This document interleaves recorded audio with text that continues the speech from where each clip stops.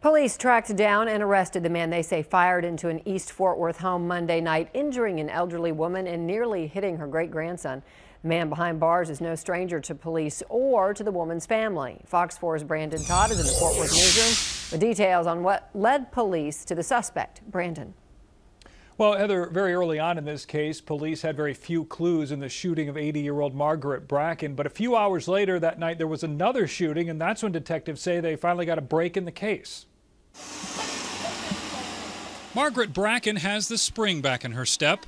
And I'm relieved to know that. Learning that this man, 19-year-old Carrion Cox, was arrested by Fort Worth police for the drive-by shooting that left her with a gunshot wound to her arm that needed 60 stitches. Went in and there was a piece of flesh here, and then it came out over the father.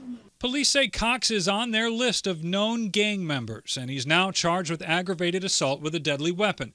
His criminal history includes weapons charges in Everman and Fort Worth. And now I can have a little peace of mind of knowing who did it and why it was done, because I knew that the shooting wasn't about me.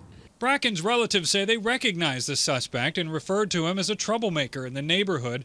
Right after Bracken got out of the hospital Tuesday, she talked with Fox 4 about the shooting at her home on Patton Drive. And I heard a pop, pop, pop, pop, pop, pop, like the old-time fireworks. And detectives say just a short time later, there was another drive-by shooting 5 miles away. In that case, there were arrests. And when police found similarities between the evidence at Bracken's house and evidence at that second shooting scene, that's when they got the tip on Cox. He was arrested at a home less than a mile from where Bracken lives.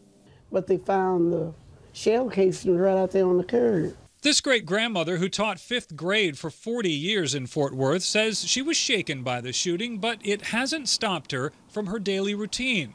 She's just glad this was the worst of it. Still swollen. Police are still investigating who was being targeted and why. Heather? All right, so Brandon, you said Cox is known to police as a gang member. So is he going to be charged then in this second shooting? Right, well, it's still unclear right now whether he will be charged or whether detectives have enough right now to charge him in that second shooting that night. But police did tell me they do suspect Cox in other shootings in that area over the past couple of weeks. Heather? All right, Brandon, thank you.